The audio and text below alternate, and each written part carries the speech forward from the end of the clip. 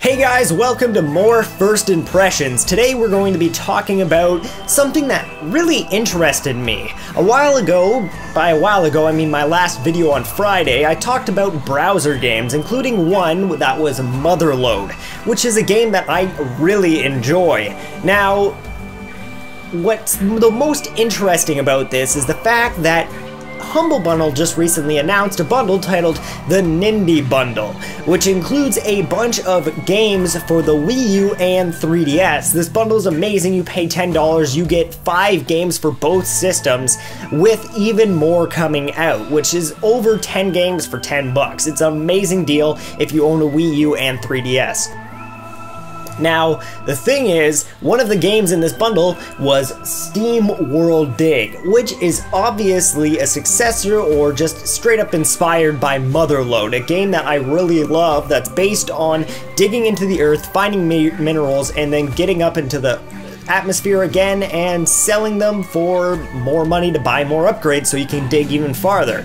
It's a very addictive game that I really love, and SteamWorld Dig is the same game, but just better in so many ways. Dungeons to explore, new kind of HD graphics, amazing soundtrack, tons of shops to go to, and no real worry of having to lose all of your items because you die or explode, or having to restart from the beginning, and no real worry about fuel other than a few kind of separate things. You do have to worry about, you can't, in Motherload you could always see the full screen, but in this game it includes a lantern, so you have to continuously either go back to the surface to refill your lantern or kill enemies underground to, hopefully they'll drop a fuel canister refill thing that allows you to refill your fuel.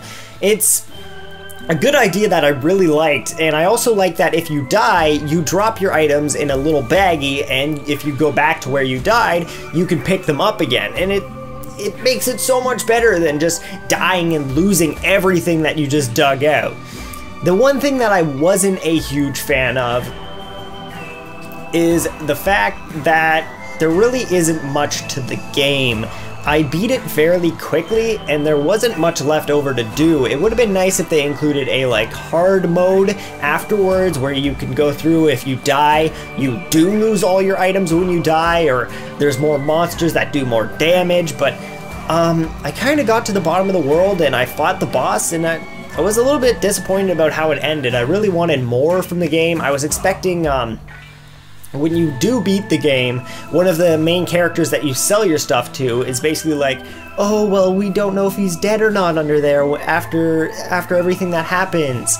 And then I was like, oh, well, now I'm gonna get to play as her, and I'm gonna have to redo the whole digging thing and go back down and find my character, and there'll be even more to explore.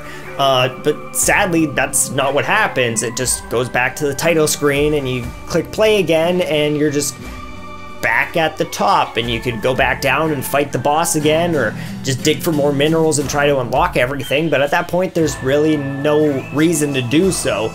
So there wasn't enough in the game to keep me enthralled in it, but I really did enjoy the time that I did spend with the game. Overall, SteamWorld Dig is a fun game, and if you can pick it up in the Humble Bundle, it's way more than worth it, and I would recommend playing it. I would definitely recommend playing it. But other than that, there's not too much else I can say about the game. It has an amazing look to it. It's beautiful textures. It's fun to dig through the ground and just find all the different types of minerals, some of them with pretty funny names like unobtainium and chocolatium. There's some weird names that I really enjoyed. And the music with it that you can probably hear right now in the background is really good. It has a great Western vibe to it. It has this whole steampunk Western look to it, which I really enjoyed. But like I said, sadly, there wasn't enough content. It didn't last long enough for me, but for an indie game, it's worth it. I really did enjoy it, and if you guys are interested, check out the Humble Bundle. You can look it up on Google, or I may put a link in the description, depends how lazy I am. And if you want to check it out, it's well worth your money. Until then, I'll see you guys in the next video.